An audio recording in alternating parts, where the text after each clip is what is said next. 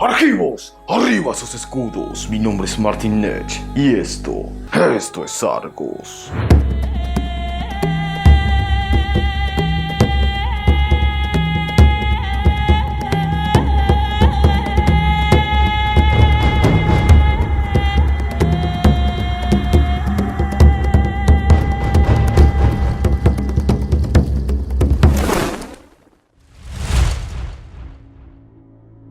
Tan desconocidos como inconcebibles, los abominables engendros nacidos del cielo y la tierra son, con toda probabilidad, las criaturas más poderosas y temidas de la mitología griega.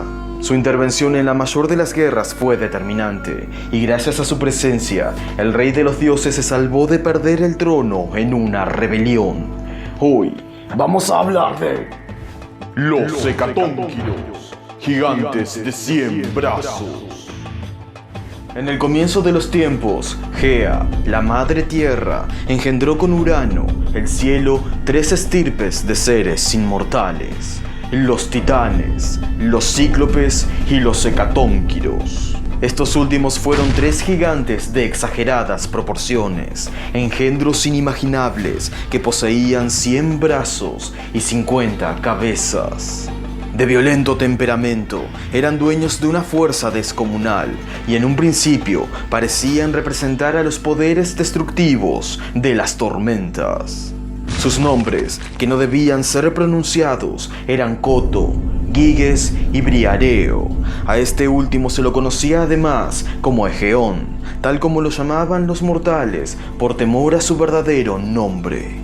Ni bien nacieron los hecatónquiros, los cíclopes y los titanes, su padre Urano, por temor a su aspecto y poder, los obligó a permanecer encerrados en las entrañas de su madre, hasta que Gea, harta de semejante opresión, exhortó a sus hijos para que se rebelaran y derrocaran al dios del cielo. Pero solo uno de todos sus vástagos se atrevió a levantarse contra el padre.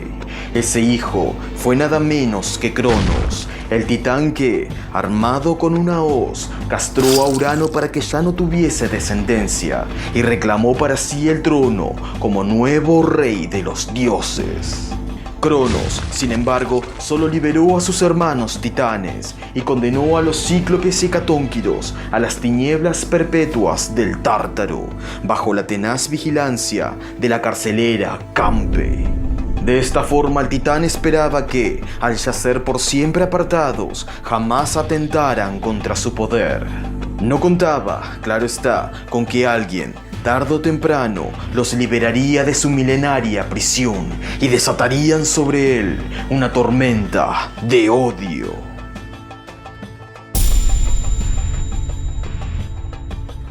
Mientras los cíclopes y hecatónquiros permanecían encerrados en lo más hondo de la tierra, un joven Zeus se criaba oculto de Cronos en Creta. Al crecer, el dios se alió con otros titanes que ya no soportaban el gobierno de Cronos y desafió su poderío, dando inicio a la titanomaquia, la mayor guerra que jamás se hubiese librado. Dicho conflicto perduró por 10 largos y terribles años, hasta que Gea, o bien el titán rebelde Prometeo, le aconsejó a Zeus que bajara el Tártaro y pusiese en libertad a los tremendos seres que, por su odio a Cronos, lo ayudarían a torcer el destino de la guerra. Zeus así lo hizo y descendió a las tinieblas del inframundo, donde acabó con la carcelera Campe y tras hacer jurar a los cíclopes hecatónquiros que lo ayudarían, los sacó de las profundidades para que viesen al fin la luz del sol. Una vez de regreso en la superficie, los cíclopes erigieron un altar, y allí todos, incluidos los hecatónquiros, juraron dar fin a la era de los titanes. Hecho esto, Zeus elevó el ara al firmamento para formar así la constelación del altar, y revitalizó a sus nuevos aliados con ambrosía. Aunque los cíclopes no participaron activamente en la guerra, forjaron para Zeus y sus hermanos las armas divinas.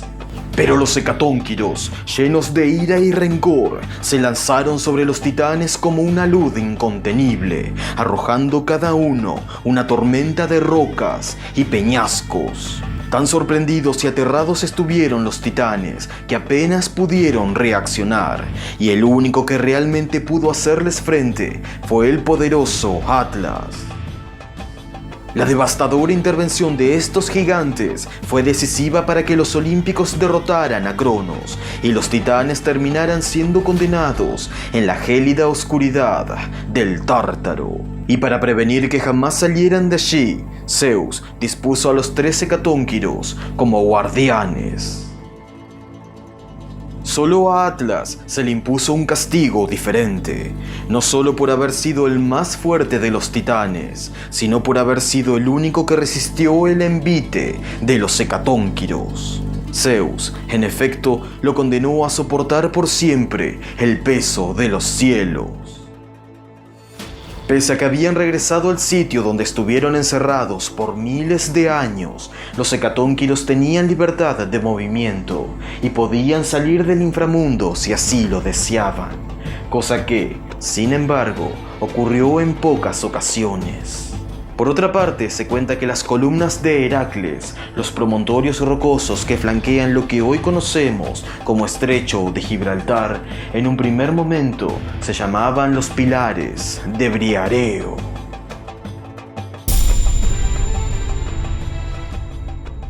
En fuentes minoritarias, uno de los hecatónquiros traicionó a Zeus en la Gran Guerra y se pasó al bando de los titanes. Dicho hecatónquiro fue Briareo, conocido en estas fuentes como Egeón, y considerado esta vez como hijo de Gea y Ponto, o bien de Ponto con Tálasa. Durante su largo encierro en el Tártaro, Egeón había oído una profecía relacionada con una criatura tan extraña como maravillosa.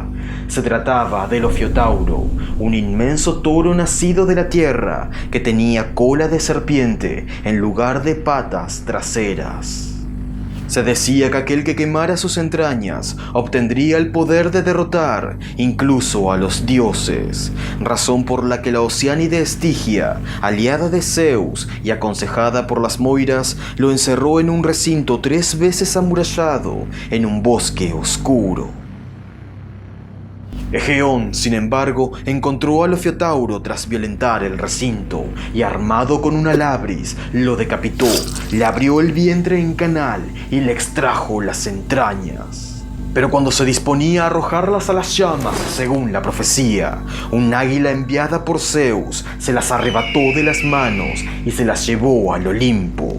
Zeus, en agradecimiento al ave que había salvado a los dioses de la destrucción, la elevó a los cielos nocturnos para formar la constelación del Águila. La titanomaquia continuó librándose de todas formas y Egeón demostró ser un fiero rival. Se dice de él que combatía usando 50 espadas y 50 escudos y que fue el primero en llevar puesta armadura. Pero al final encontró la muerte luchando contra Poseidón en la desembocadura del Ríndaco, en Frigia, donde fue sepultado por los terremotos del dios. Para otros, en cambio, fue enterrado bajo el Etna, en Sicilia, siendo culpable de las erupciones del volcán cada vez que intentaba escapar de su peso abrumador. La tradición más conocida, sin embargo, sostiene que el que en realidad se encontraba bajo el Etna era el monstruo Tifón.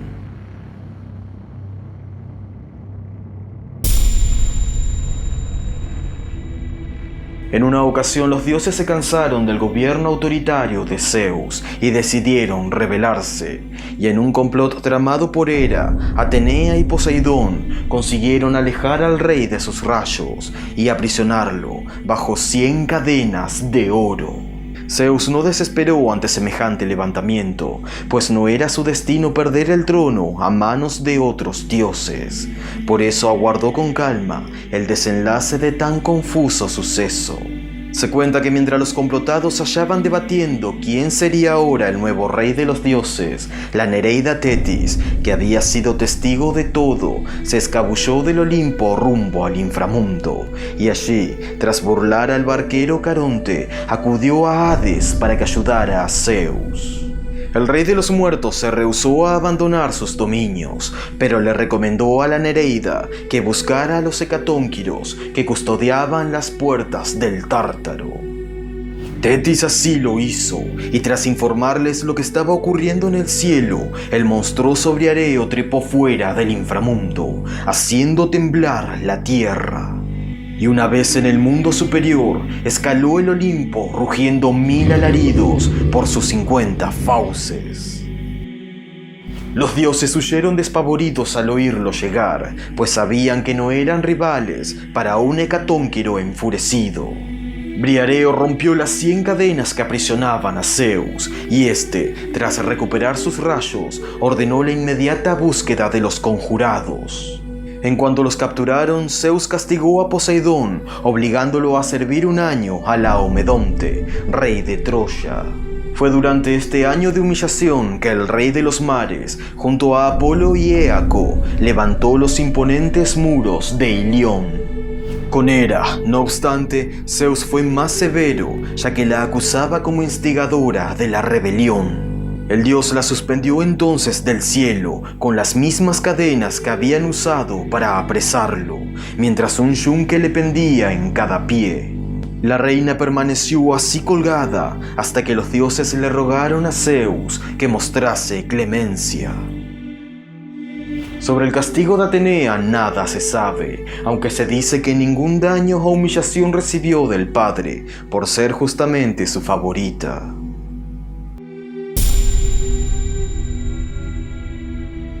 El último mito en el que uno de los hecatónquiros tuvo participación fue en el pleito que dos inmortales entablaron por la posesión de Corinto. Y es que cuando Sísifo fundó la ciudad de Éfira, la futura Corinto, los dioses Helios y Poseidón se disputaron el derecho de ser considerados sus protectores.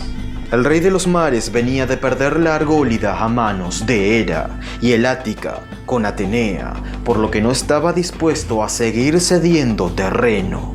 Helios, por su parte, había conseguido hacía poco la isla de Rodas, pero seguía molesto con los olímpicos por haber acaparado toda la adoración de los mortales. Ninguno de los dos daría el brazo a torcer, y en el Olimpo se temía que ambos fuesen a las armas. El sol contra los mares sería una disputa que tendría terribles consecuencias para el mundo. Zeus, por tanto, decidió nombrar como juez a uno de los hecatónquiros, a Briareo, y este, pese a las muchas promesas que ambos dioses le hicieron, decidió dividir el reino de Corinto en dos. De esta forma le entregó la tierra y el istmo a Poseidón, mientras que la ciudad alta, la Acrópolis, fue consagrada a Helios. Poseidón estuvo de acuerdo con esta partición, y en agradecimiento a Briareo le dio la mano de su hija Simopolea, con quien fue padre de la ninfa Eubea, la heroína epónima de la isla de Eubea. Pero Helios nunca se mostró de acuerdo con esta división, y pese a que los corintios lo adoraron grandemente, cedería su parte a la diosa Afrodita. Y aquí termina el mito de hoy. En nuestro próximo encuentro de mitología hablaremos de Dioniso, el dios del vino. Si les gustó el contenido pueden hacérmelo saber con un like, comentando aquí abajo o compartiéndolo en sus redes. Suscríbanse al canal y recuerden, Troya arde, hoy y siempre. Yo soy Martin Nech. Kairet.